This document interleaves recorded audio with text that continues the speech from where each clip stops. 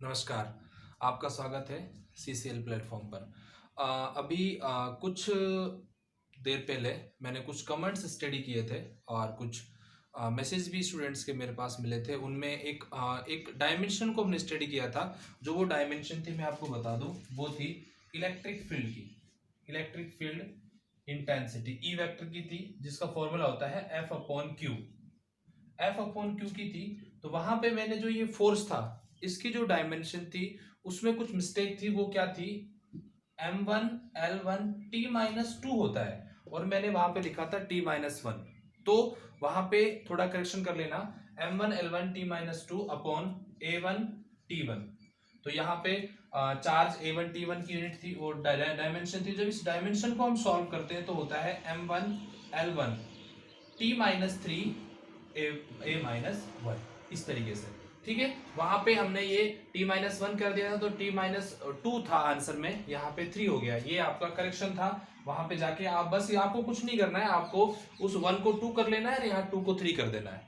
ठीक है, तो ये आप जाके पीछे करेक्शन, इसमें एक स्टूडेंट की मुझे क्वेरी मिली थी तो उन्होंने मुझे बताया, तो इसके लिए जो गलती हुई, जो वहां पे मिस्टेक हुई थी, उसको मैंने करेक्ट कर दिया है। आप सब लोग अपने नोट्स में भी करेक्ट कर लीजिएगा। ठीक है, तो अब हमारा इस वीडियो के अंदर जो टॉपिक है वो है electric field intensity at point P on the equatorial line of the electric dipole. Clear? तो यहाँ पे इससे पहले हमने जस्ट स्टडी किया था कि जो electric dipole movement on the axis, अभी एक्सिस पे क्या था और अब किस पर कर रहे हैं हम? अब कर रहे हैं हम यहाँ उस पर इक्वेटोरियल लाइन पर। इक्वेटोरियल लाइन के लिए सबसे पहले वही डायग्राम बनाएंगे। हमारे यहाँ पे 2 चार्जेस हैं। इलेक्ट्रिक डाइपोल की कंडीशन होती है कि एक तो माइनस होगा तो दूसरा कौन सा चार्ज होगा? पॉजिटिव होगा। मैग्नीट्यूड दोनों का सेम होगा, नेचर एक दूसरे से अपोजिट होगा। यहाँ पे दोनों के बीच की जो डिस्टेंस थी वो कितनी थी? ट्वाइस ए थी। आप सब जानते हो इसका ये पॉइंट ए था। यहाँ से अगर हम बात करें तो यहाँ से जो डिस्टेंस थी वो ए थी और इस पॉइंट से यहाँ पे जो डिस्टेंस है वो क्या थी? अपनी ए थी। मतलब दोनों मिलकर ट्वाइस से होती है। इस पॉइंट को हमने ए बोल दिया, इस दूसरे वाले पॉइंट को हमने क्या बोल दिया? बी। अब मान लीजिए कोई पॉइंट पी हम यहाँ लेते हैं, ये पॉइंट पी है। अगर हम ड्यू टू पॉजिटिव बात करें तो यहाँ पर ड्यू टू पॉजिटिव बात करें तो यहाँ से जो इलेक्ट्रिक फील्ड इंटेंसिटी होगी वो इस डायरेक्शन में होगी, और जो ये पी पॉइंट है वो सेंटर ओ से, इसको हमने ओ पॉइंट बोल दिया, वो यहाँ से स्मॉल आर डिस्टेंस पर है। तो हम यहाँ से इसको कैलकुलेट कर सकते हैं with the help of Pythagoras theorem. तो यहां से हम कैलकुलेट कर सकते हैं, तो ये निकलेगा आर स्क्वायर प्लस ए स्क्वायर। ठीक है, ये थ्योरम आप जानते होंगे, जिसमें हाइपोटेन्यूज का स्क्वायर परपेंडिकुलर का स्क्वायर इक्वल्स टू, और उसमें जो बेस स्क्वायर होता है, मतलब hypotenuse square equals to base square plus perpendicular square होता है। सब जानते हो आप, उसी के बिहाफ पे हमने ये कैलकुलेट किया है। अब अगर हमने ड्यू टू पॉजिटिव को हम E1 लेते हैं तो ड्यू टू नेगेटिव से भी वैसे ही यहाँ पे बनेगी। तो वो अब नेगेटिव चार्ज है तो कहाँ होगी? उसकी डायरेक्शन इनसाइड होगी। पॉजिटिव है तो कहाँ होगी? आउटसाइड। ये हम पहले भी डिस्कस कर चुके हैं कई बार। तो अभी हम बात करें यहाँ पे, ये E1 है, ये क्या हो गया? अपना E2। अगर हम इसके रिजल्टेंट कैलकुलेट करें और यहाँ से रिजल्टेंट कैलकुलेट करें तो ये एंगल थीटा है। अगर ये एंगल थीटा है तो ये एंगल भी क्या होगा? थीटा है। और अगर ये यहाँ पे इतना under root are square plus A square है तो हमारा ये भी क्या हो जाएगा? Are square plus A square. ठीक है, यहां से एंगल और ये भी एंगल क्या हो जाएगा? थीटा। इसका मतलब जो रिजल्टेंट लाइन होगी वो दोनों के बिल्कुल एकदम बीच होगी। कहने का मतलब मेरा ये है थीटा। तो अगर यहां से बात करूं तो मैं ये हो जाएगा E1 cos थीटा।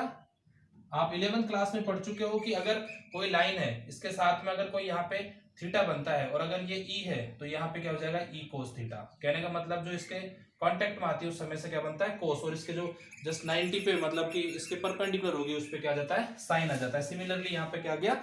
cos। तो यहाँ पे क्या हो गया? E1 cos थीटा, और यहाँ से क्या हो जाएगा? E2 cos theta. क्लियर? अब हम बात करते हैं यहाँ पे, ये जस्ट हमारा डायग्राम तो समझने में पहले बता दूं, 2 पॉइंट लिए, दोनों के सेपरेशन यहाँ पे ट्वाइस ए था, उसके पॉइंट बीच में ओ पॉइंट लिया कोई, और उस पॉइंट से कोई पी पॉइंट सिचुएटेड था जो आर डिस्टेंस पर था। अगर ये लाइन सीधी नहीं है तो आपको एकदम स्केल से लाइन को ड्रॉ करना है जो एकदम सीधी हो। ठीक है, यहाँ पे फिर हमने ये दोनों पाइथागोरस थ्योरम की हेल्प से दोनों को यहाँ से कैलकुलेट किया, और यहाँ एंगल थीटा, ये एंगल थीटा, यहाँ से इस बिहाफ पे हमने इन सारी जो क्वांटिटीज तो उनको फाइंड आउट कर लिया। अब लिखते हैं हम EFI, electric field intensity due to positive charge, at point P। अगर हम पी पॉइंट पर कैलकुलेट करें इलेक्ट्रिक फील्ड इंटेंसिटी, तो यहां से इलेक्ट्रिक फील्ड इंटेंसिटी का सिंपल फॉर्मूला हमने पढ़ा हुआ है, E equals to K q upon r square. तो यहाँ पे E equals to vector form में है, E equals to K q, अब यहाँ पे मोड हो जाता है पॉजिटिव का, अपॉन आर स्क्वायर, आर की जगह क्या हो जाएगा अपना under root are square plus A square, clear, का होल स्क्वायर। ठीक है, डायरेक्शन क्या होगी B2P, यहाँ पे आर कैप और डायरेक्शन क्या होगी B2P। यहाँ लिख दीजिएगा, चाहे तो आप इस तरीके से लिख सकते हैं डायरेक्शन B2P, ये क्या होगी आपकी डायरेक्शन होगी। ठीक है, इक्वेशन नंबर फर्स्ट। सिमिलरली अगर हम बात करें तो हम डायरेक्ट लिख सकते हैं similarly EFI 8 point P 8 point P D2 negative charge, clear. तो यहाँ पे क्या हो जाएगा E वेक्टर, इसको 1 है तो E2 vector is equals to K minus q upon under root are square plus A square whole square, clear. और आर कैप और डायरेक्शन क्या है P2A सॉरी P2A, यहाँ पे क्या है डायरेक्शन है, आप लिख दीजिएगा यहाँ पे डायरेक्शन P2A, क्लियर। तो यहाँ इक्वेशन क्या आ गई 2। अगर हम देखा जाए तो दोनों की डायरेक्शन ही अलग है, बाकी दोनों के जो मैग्नीट्यूड है के क्यू अपॉन ये और K q upon r square plus a under root, जो भी अपना यह कंटेंट आ रहा है वो, और यहाँ पे भी के अगर यह मैग्नीट्यूड रहेंगे तो प्लस हो जाएगा, तो दोनों का जो मैग्नीट्यूड है वो सेम है लेकिन डायरेक्शन दोनों क्या है अलग अलग है। तो अब हम यहाँ पे कैलकुलेट, अब यहाँ पे हम लिखने की कोशिश करें कि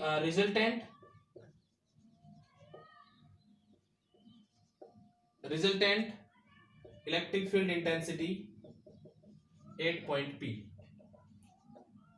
तो यहाँ पे 8 पॉइंट P अगर रिजल्टेंट हम कैलकुलेट करें तो यहाँ पे देखो E किसके इक्वल हो जाएगा E1 cos theta plus E2 cos theta, और ब्रैकेट में अब देखो यहाँ पे जो डायरेक्शन है, अगर हमेशा ध्यान रखना डाइपोल में जो डायरेक्शन होती है वो नेगेटिव टू क्या होती है पॉजिटिव, लेकिन ये इसके अपोजिट है, मतलब कि पॉजिटिव नेगेटिव है तो क्या आ जाएगा minus P vector, P cap sorry minus P cap, ध्यान रखना डायरेक्शन लगाने की। अब यहाँ पे अगर हम बात करें दोनों मैग्नीट्यूड में सेम है तो यहां लिख देना now from equation first and second we get E1 vector is equals to E2 vector. It means KQ upon R square plus A square, because under root से रूट कैंसिल हो गया और यहाँ पे ये is equals to KQ upon R square plus A square, clear, यही हुआ ना। तो यहाँ से अब हम कैलकुलेट करते हैं यहाँ पे, तो E1 इक्वल्स टू E2, इसका मतलब E1 किसके इक्वल हो गया E2 के इक्वल हो गया, तो यहाँ पे E1 इक्वल्स टू E2 हम इक्वल कर सकते हैं, तो यहाँ से बोल सकते हैं E1 का मैग्नीट्यूड किसके इक्वल है E2 के इक्वल है, तो यहाँ से क्या बन जाएगा अपना E equals to 2E1 cos theta, ये बनेगा ना भाई, E1 इक्वल्स टू E2 है तो 2E1 हो गया। अब यहाँ पर अपन वैल्यूज रखेंगे, सबसे पहले इक्वेशन नंबर ये 1 रखो चाहे 2 रखो, डायरेक्शन का रोल खत्म हो गया यहाँ पे, तो क्योंकि डायरेक्शन का रोल इसलिए खत्म हो गया क्योंकि यहाँ पे माइनस P आ गया, तो और यहाँ पे ब्रैकेट में ऑफ करके क्या लिख दोगे आप माइनस P वेक्टर, क्लियर। हम आगे बात करें तो यहाँ पे अब E1 की वैल्यू हम यहाँ से पुट कर सकते हैं, चाहे आप यहाँ से पुट कर सकते हो, और cos थीटा की वैल्यू भी हमें कैलकुलेट करनी है, इसको इक्वेशन नंबर दे दीजिएगा 3rd। Now cos theta is equals to, अब cos थीटा इससे निकालो, आप देखो यहाँ पे आपको पता है ये परपेंडिकुलर है, ये बेस है और ये हाइपोटेनस है, साइन कोस, साइन के बारे में पढ़ा है, कोस के बारे में पढ़ा है, अपने फॉर्मूला पढ़ रखा है। अगर उस फॉर्मूले की हम बात करें जो होता है हिंदी इंग्लिश, उसमें हमने तो याद किया हुआ है लाल बट्टा कक्का, इसका मतलब आधार बटे कर्ण, आधार क्या है यहाँ पे ये, और कर्ण क्या है ये, मतलब बेस क्या है बेस ए है, और हाइपोटेनस क्या है, इसका मतलब cos थीटा इक्वल्स टू क्या आ जाएगा a upon under root are square plus A square, clear. और E1 पता ही आपको, यहाँ पे सिमिलरली आप लिख देना E1 is equals to KQ upon r square plus A square, ठीक है। So now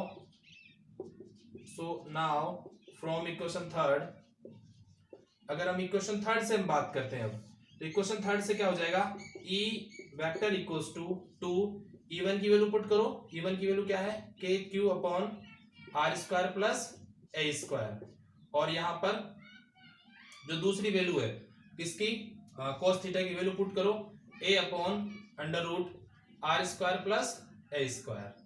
clear. अब यहां पे सिंपल सोल्व करना है, तो E vector equals to 2KQA आ गया ना ऊपर।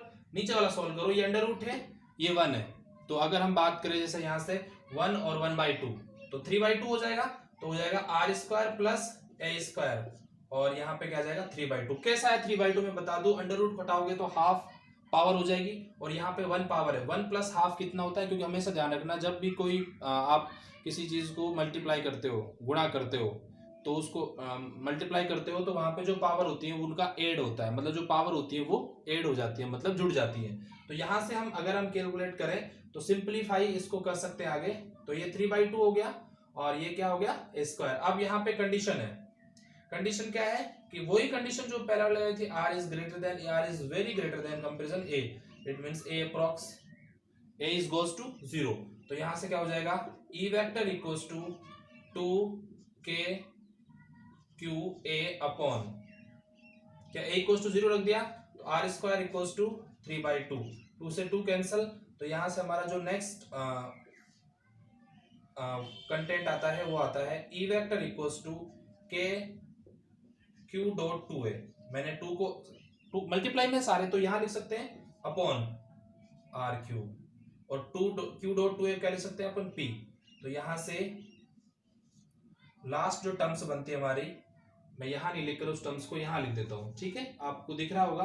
तो E vector is equals to K P vector upon are cube, और साथ में क्या चल रहा था इसके पी कैप, ये अपना क्या आ गया फाइनल आंसर आ गया। अब यहाँ पे जहां जहां पे अपन ने इस कैप को नहीं लगाया वहां पे लगाना है उसको पी कैप, और यहाँ भी लगाना है आपको पी कैप, और यहाँ भी लगाना है पी कैप, और यहाँ भी लगाना है पी कैप। पी कैप क्या शो कर रहा है यहाँ पे डायरेक्शन, और डायरेक्शन क्या है B2A या B2 है, डायरेक्शन क्या है यहाँ पे B2 है। अगर चाहो तो आप लिख देना P cap shows direction, direction it mean direction कौन सी है B2A।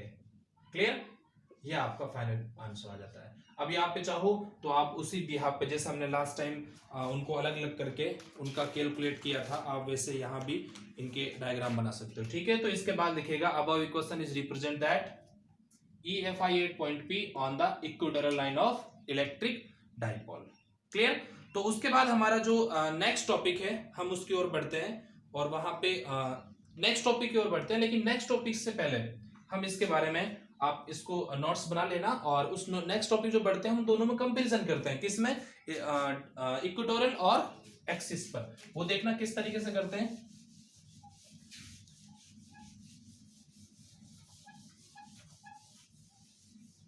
हमने इक्वेटोरियल में उसमें एक्सिस में पढ़ा था कि जो ई वेक्टर होता है वो किसके इक्वल होता है 2KP, मतलब वहां पे क्या होता है 4 एक्सियल पॉइंट, ठीक है। इसके लिए क्या आया था अपना ई वेक्टर, अब मैं चाहो तो सीधे लिख दो, वेक्टर फॉर्म में मत लिखो, E equals to 2KP upon are cube, यही आया था क्या, यहां पर लिख देना चाहे तो एक्सियल 4 इक्वेटोरियल, अगर हम यहां पे लिखें तो क्या आया था E इक्वेटोरियल के लिए KP अपॉन आर क्यूब। तो यहां से ये अगर हम लिखें तो यहां पे लिख देना रिलेशन, टॉपिक लिख देना relation between axial and equatorial in electric dipole movement. तो यहां पे इक्वेशन फर्स्ट इक्वेशन 2, तो यहां से फर्स्ट सेकंड देखो ई एक्सियल इक्वल्स टू इक्वेटोरियल हो रहा है क्या, नहीं हो रहा, लेकिन इसमें कितना ज्यादा है 2, तो इसको हम ऐसे लिख सकते हैं क्या 2, अरे भाई इसकी जगह हम यहां पे क्या रख सकते हैं इक्वेटोरियल, तो 2 एक्सियल, तो यहां पे क्या हो जाएगा 2 इक्वेटोरियल। ये क्या था, रिलेशन। ये कई बार अपने आरबीएससी में बोर्ड में जो अपने टॉपिक्स जो है उसके अंदर इसको पूछा गया है, तो आपके लिए ये इंपॉर्टेंट था। अब अपना चैप्टर नंबर फर्स्ट का लास्ट टॉपिक आता है, जो है उसके हेडिंग लिखेंगे हम टॉर्क ऑन ए डाइपोल,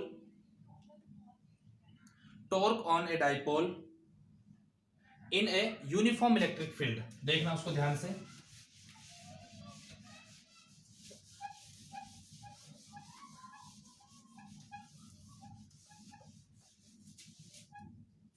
वो जो है torque on dipole, a dipole in a uniform electric field, in a uniform electric field. Clear? इसके अंदर देखना ध्यान से, यहाँ पे हमने यहाँ पे इलेक्ट्रिक फील्ड के लिए हम बात की है। मान लीजिए कोई इलेक्ट्रिक फील्ड अवेलेबल है, सिंपल सा है, बहुत इजी है, मैं लिखवा दूंगा नोट्स, आप एक बार देख लेना ध्यान से। ये इलेक्ट्रिक फील्ड है, ठीक है। यहां पर एक डाइपोल रख लिया हमने, यहां रख दिया।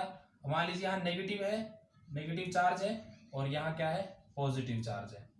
यहाँ है आपका पॉजिटिव चार्ज और यहाँ क्या है, नेगेटिव चार्ज। इसको हमने ए बोल दिया, इसको बी बोल दिया, ठीक है, इसको डी बोल दिया। अब यहाँ से एक परपेंडिकुलर ड्रॉ करते हैं और ये अपनी डिस्टेंस होगी ट्वाइस ए, और यहाँ पे एक एंगल बनाती है ये, उसको क्या बोल देते हैं, थीटा बनाते हैं, ठीक है। ये सी हो गया। अब यहाँ पे हम देखते हैं, अब यहाँ पे जो डायरेक्शन होगी इलेक्ट्रिक फील्ड की वो इस तरीके से होगी, फोर्स की फोर्स की जो डायरेक्शन होगी वो ये होगी, और यहाँ पर जो फोर्स की डायरेक्शन होगी वो ये होगी, क्योंकि ये पॉजिटिव है तो फॉरवर्ड जाएगा और ये नेगेटिव है तो उसके अपोजिट जाएगा, ठीक है। अब यहाँ पे टॉर्क का फॉर्मूला होता है, वो होता है force into perpendicular distance. It means force ये वाला, और यहाँ पे अगर मैं बात करूं इलेक्ट्रिक फील्ड के अंदर क्यू रखा हुआ है, इसका मतलब F इक्वल्स टू क्या होता है, सॉरी E इक्वल्स टू क्या होता है, F अपॉन Q। तो यहाँ पे F क्या हो जाएगा, QE। तो यहाँ फोर्स क्या हो गया, QE, और परपेंडिकुलर डिस्टेंस क्या हो गया यहाँ पे, BC। अब यहाँ पे अपने को BC कैलकुलेट करना है, तो BC कैलकुलेट करने के लिए अगर हमें परपेंडिकुलर कैलकुलेट करना है तो कौन सा फॉर्मूला, वही हाइपोटेनस वाला। अब ये परपेंडिकुलर है, ये बेस है, अगर हम इसकी, और ये अपना जो हाइपोटेनस है, ठीक है। अपना बात करते हैं तो इन दोनों की बात करें, यहाँ पे 2a है, इसका तो कोई रोल नहीं है क्योंकि इसके पास ये क्वांटिटी हमारे पास है नहीं, इसको कैलकुलेट करना है, ये हमारे पास है थीटा। तो अब इन दोनों को अगर हम परपेंडिकुलर और हाइपोटेनस की बात करें तो साइन थीटा आता है, ये वैसे हमने पढ़ा भी हुआ है। तो यहाँ पे साइन थीटा आता है, तो साइन थीटा को कैलकुलेट करने के लिए साइन थीटा आता है, तो साइन थीटा का फॉर्मूला क्या हो जाएगा, यहाँ से साइन थीटा का फॉर्मूला क्या होता है, बोलो, परपेंडिकुलर अपॉन, सिंपल सा मैंने पढ़ा हुआ है यहाँ पे, लंब बटे कर्ण, मतलब परपेंडिकुलर अपॉन हाइपोटेनस। तो परपेंडिकुलर क्या है यहाँ पे, बोलो, ट्वाइस ए, और परपेंडिकुलर क्या है यहाँ पे, BC, और हाइपोटेनस क्या है, ट्वाइस ए। तो यहां से अगर हम BC कैलकुलेट करें तो क्या हो जाएगा, ट्वाइस ए साइन थीटा, यही होता है ना। अब हम यहां से आगे बढ़ते हैं, तो यहाँ पे फॉर्मूला था हमारा टॉर्क का, तो टॉ इक्वल्स टू QE, वैसे की वैसे ही, और BC इसकी वैल्यूज आप पुट कर सकते हो यहाँ पे 2a साइन थीटा, तो ये हो जाएगा 2a साइन थीटा। अब 2a साइन थीटा, अब ये समझ आया ना कैसा है ये, अगर इसको मैं डायग्राम बनाऊं तो मैंने यहाँ पे एक डायग्राम बना दिया है, इसको B बोल दिया, इसको C बोल दिया, इसको ट्वाइस A बोल दिया, ये थीटा। ध्यान रखना थीटा के सामने वाली जो आर्म्स होती है उसी को हम बोलते हैं परपेंडिकुलर, उसके नीचे बेस होता है, ठीक है। इसी बिहाफ पे हमने यहाँ पे पाइथागोरस थ्योरम को यूज कर हमने इसको कैलकुलेट कर लिया। अब इसको टो इक्वल्स टू, तो अब देखो यहाँ पे E dot Q dot 2a लिख सकते हैं क्या, साइन थीटा। तो यहाँ पे क्या हो जाएगा, टो इक्वल्स टू P भाई, P और E, इन दोनों को हम क्या लिख सकते हैं, P, और इसका लिख सकता है E, और ये क्या हो जाएगा, साइन थीटा। तो हमारा टो इक्वल्स हो जाएगा PE साइन थीटा। अब इसमें हम केसेस लिखेंगे, case first, case second, case third. अगर हम तीनों केस की बात करें तो केस फर्स्ट तो क्या जाता है अपना, थीटा इक्वल्स टू 0 डिग्री, तो क्या हो जाएगा, tau equals to PE sine 0, और साइन 0 की वैल्यू क्या होती है भाई, 0 होती है, ठीक है। केस सेकंड की अगर हम बात करें तो यहाँ पे थीटा इक्वल्स टू लिख देना 90, अगर थीटा इक्वल्स टू 90 लिख दे तो PE साइन थीटा, दिख तो रहा है ना, P sine theta, theta equals to 90 तो पी साइन 90, और साइन 90 की वैल्यू होती है 1, तो टो इक्वल्स टू क्या होता है, पी होता है। और अगर केस थर्ड की हम बात करें, केस थर्ड जो आपका हो जाएगा थीटा इक्वल्स टू 180, तो 180 की वैल्यू हम रख दें यहाँ पे, तो tau equals to P sine 180, और साइन 180 की वैल्यू क्या होती है 0, तो टो इक्वल्स टू क्या हो जाएगा 0। ठीक है, आप रख सकते हो केस। तो सबसे पहले अपने ऊपर हेडिंग जो है उसको लिखा torque on a dipole in a uniform electric field. ठीक है, उसके अंदर हमने यहाँ पे कोशिश की है कि हम इसको एकदम सही तरीके से लिखें। तो सबसे पहले आप उसके बाद आप एक डायग्राम बना लीजिएगा, और डायग्राम बनाने के बाद मैं कुछ लाइन से लिखवा रहा हूं, वो लाइन्स आप लिखिएगा। Let an electric dipole having magnitude of charge small q, having magnitude of charge small q and the separation between the charges is twice a are placed inside the uniform magnetic field, uniform electric field, at an angle theta, full stop. The force acting on path the charge of dipole are ये वाला और ये वाला, इसमें force acting हो रहा है ना, force acting on both the charge of dipole are equal in magnitude, दोनों इक्वल हैं, ये माइनस क्यू है ये प्लस क्यू है, लेकिन equal in magnitude but opposite in direction along the different line action. ये लाइन एक्शन अलग अलग है ना, ये लाइन अलग है, ये लाइन अलग है, तो different line action. Due to this there is torque produce, तो अब नीचे लिखेगा tau equals to magnitude of coupled force, magnitude, ध्यान रखना, मैग्नीट्यूड ऑफ कपल्ड फोर्स लिखना है यहाँ पे, multiply perpendicular distance between line of action, उसके बाद ये लिख देना और पूरा यहां तक लिख देना, अब equation is represent that torque. Clear? उसके बाद case first, case second, case third आप लिख सकते हो, कोई प्रॉब्लम नहीं, केस फर्स्ट सेकंड थर्ड। ठीक है, तो उसके बाद कुछ चीजें बच रही थी, लेकिन वो शायद आप सब ऑलरेडी उनको हम पढ़ चुके हैं। ठीक है, तो इसी के साथ आपका जो चैप्टर नंबर फर्स्ट है वो समाप्त होता है। ठीक है, हमने इस पूरे चैप्टर के अंदर जो पढ़ा है उसको हम एक बार हल्का से रिवाइज करते हैं। सबसे पहले हमने पढ़ा था इलेक्ट्रोस्टैटिक को हमने पढ़ा था कि जब कोई चार्ज रेस्ट कंडीशन में होता है, उससे रिलेशन जो चीजें उससे रिलेटेड जो भी चीजें होती हैं, मतलब जो भी अध्ययन होता है, जो भी स्टडी होती है, उसको बोलते हैं इलेक्ट्रोस्टैटिक। उसके बाद हमने स्टडी किया था चार्ज की यूनिट स्टेट। चार्ज क्या था? प्रॉपर्टी होती है सब्सटेंस की, जो किसके लिए रेस्पॉन्सिबल होती है? इलेक्ट्रिक इफेक्ट और मैग्नेटिक फील्ड। उसके बाद हमने पढ़ा था टाइप्स ऑफ चार्ज, दो टाइप्स का होता है, पॉजिटिव नेगेटिव। इलेक्ट्रॉन निकलते हैं तो पॉजिटिव, आ जाते हैं तो नेगेटिव। उसके बाद हमने पढ़ा था यूनिट्स, चार्ज यूनिट्स कूलाम होती है। सीजीएस यूनिट पढ़ी थी हमने, उसकी स्टेट कूलाम और फ्रैंकलिन होती है। सबसे बड़ी पढ़ी थी हमने फैराडे होती है, छोटी होती है फ्रैंकलिन होती है। उसके बाद डायमेंशन यूनिट पढ़ी थी, नॉर्मल सब जानते हो आप। चार्ज के बाद हमने मेथड ऑफ चार्जिंग पढ़ी थी, 3 टाइप के मेथड ऑफ चार्जिंग पढ़े थे। पहला जो मेथड ऑफ चार्जिंग था वो क्या था आपका? Friction method. दूसरा क्या था? Induction method. तीसरा क्या था? कंडक्शन। फ्रिक्शन में फ्रिक्शन होता है, इंडक्शन में दूर से होता है बिना टच किए, एक अनचार्ज बॉडी को चार्ज कर देते हैं, और कंडक्शन में दोनों को चार्ज, एक अनचार्ज बॉडी के पास चार्ज बॉडी ले आते हैं तो वो कंडक्शन हो जाता है। उसके बाद हमने स्टडी किया था इलेक्ट्रिक फील्ड, और इलेक्ट्रिक फील्ड से इलेक्ट्रोस्कोप पढ़ा था। इलेक्ट्रोस्कोप क्या होता है? एक चार्ज को डिटेक्ट करने का काम आता है, कि उसकी प्रेजेंस को बताना है कि वो डिटेक्ट हो रहा है। ठीक है, उसके बाद हमने इलेक्ट्रोस्कोप के बाद हमने पढ़ा था इलेक्ट्रिक फील्ड। इलेक्ट्रिक फील्ड क्या होता है? आप सब जानते हो कि एक चार्ज के आसपास का जो एरिया होता है, जहां तक वो अपना प्रभाव दिखाता है, उसको इलेक्ट्रिक फील्ड बोलते हैं। इलेक्ट्रिक फील्ड लाइंस क्या होती हैं? उस प्रभाव के अंदर जो इमेजिनरी लाइंस होती हैं उनको इलेक्ट्रिक फील्ड लाइंस बोल देते हैं। इलेक्ट्रिक फील्ड इंटेंसिटी क्या होती है? सिंपल फॉर्मूला आता है, E=F/Q। याद रख लेना, मैथमेटिक्स इंपॉर्टेंट है। बाकी डेफिनेशन अगर आपको याद नहीं भी रहती है तो कोई इशू नहीं है।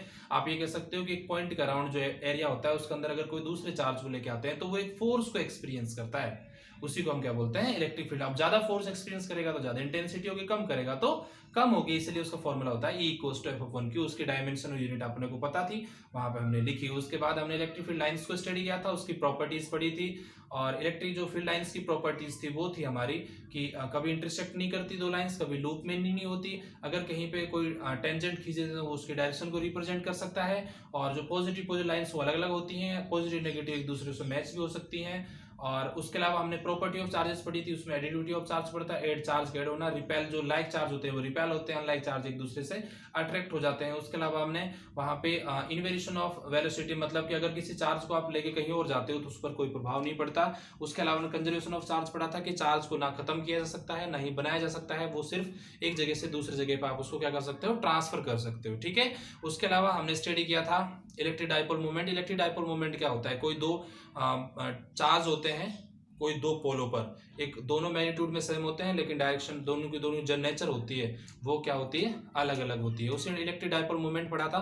इलेक्ट्रिक डाइपोल जो मोमेंट था उसके अंदर हमने ईडीएम के अंदर फॉर्मूला सीधा याद रखना है, P इक्वल्स टू Q.2 है, P यहाँ पे उसको डिनोट करते हैं ईडीएम को। उसके बाद हमने स्टडी किया था कि electric dipole moment at axial और इक्वेटोरियल। एक्सियल आपको पता था, अभी जस्ट हमारे क्वेश्चन आया था, एक्सियल पे आता है E इक्वल्स टू 2kp/r³। उसके अलावा इक्वेटोरियल की बात की तो kp/r³, दोनों में रिलेशन पढ़ा था, तो E axial equals to 2E equatorial. Clear. उसके बाद हमने यहाँ पे टॉर्क को पढ़ा है, टॉर्क का सीधा फॉर्मूला याद रखना है, tau equals to F into perpendicular distance. F की वैल्यू रखनी है QE, और परपेंडिकुलर डिस्टेंस जो होगी आपकी BC होगी, BC की वैल्यू 2a sin थीटा हो जाएगी। वहां पे वैल्यूज पुट करोगे तो लास्ट में आपकी आ जाएगी tau equals to PE sin theta. वहां कैसे अप्लाई करोगे तो आपका जो कंडीशन से अप्लाई हो जाएंगे। उससे पहले हमने यहाँ पे कूलम्ब्स लॉ को भी स्टडी किया था, या मैं भूल गया उसको, मैं वापस रिपीट करता हूँ। कूलम्ब्स लॉ के अंदर हमने सीधा सा पढ़ा था F equals to K Q1 Q2/r²। वहां पे हमने परमिटिविटी को पढ़ा था, एप्सिलॉन r पढ़ा था, जो एप्सिलॉन r होता है वो एप्सिलॉन m/एप्सिलॉन0 या स्टडी किया था हमने वहां पे। और उसी के बिहाफ पे हमने वहां पे एक रिलेशन पढ़ा था F0/Fm या Fm/F0, उसमें एक रिलेशन आया था एप्सिलॉन r या एप्सिलॉन m/एप्सिलॉन0 को लेके, ठीक है। आप अगर किसी को अभी भी कोई प्रॉब्लम आती है तो आप मुझे बता सकते हैं। अगर ये सारे लेक्चर से सारे चैप्टर्स, पूरा चैप्टर आपको समझ आया है, लेक्चर सारे आए हैं, तो आप कमेंट करके मुझे जरूर बता दीजिएगा। अगर किसी कारणवश किसी भी स्टूडेंट को कोई प्रॉब्लम आती है, आप मुझे मैसेज कर सकते हो, कमेंट कर सकते हो, इंस्टाग्राम पे बता सकते हो। इंस्टाग्राम की जो लिंक है वो इस वीडियो के नीचे मिल जाएगी, आप वहां पे रिप्लाई कर सकते हो। उसके अलावा जो नोट्स आपने बनाए हैं उनके कुछ फोटोज मुझे मिल चुके हैं, मैं उनको इस वीडियो के जो अब वीडियो चल रहा है इसके लास्ट में पोस्ट कर दूंगा। और मैं चाहता हूं कि सभी स्टूडेंट्स जो आपने नोट्स बनाए उनकी फोटोज मुझे भेजो, ताकि मैं आपको बता सकूं कि आपने कैसे बनाए हैं, और मुझे भी, ताकि आप जब आप उन चीजों को करोगे, जब आप मेहनत करोगे तो मुझे मजा आएगा पढ़ाने में, क्योंकि आपका जो मेहनत होगी ना वही मुझे एनर्जी देगा पढ़ाने के लिए। कि पढ़ाना मेरे लिए तभी अच्छा लगेगा जब आप मेरी हेल्प करोगे। आपको हेल्प क्या करनी है, सिर्फ खुद की पढ़ाई करनी है। जब आप खुद की पढ़ाई करोगे तो मेरी अपने आप हेल्प हो जाएगी। और मेरी हेल्प सिर्फ ये है, अगर आपको चीजें समझ आने लग गई हैं तो आप डेफिनेटली यहाँ पे ज्यादा टाइम बिताओगे, नोट्स पढ़ोगे, नोट्स पढ़ने के बाद एक बार और वीडियोस को देखो, ताकि आपको वहां से दोबारा रिवीजन हो सके। और फिर भी कोई डाउट आता है तो आप डेफिनेटली मुझे पोस्ट कर सकते हैं। तो अब देखिए आपकी जो आपने नोट्स बनाए उनकी कॉपीज, उनके photos. Thank you so much.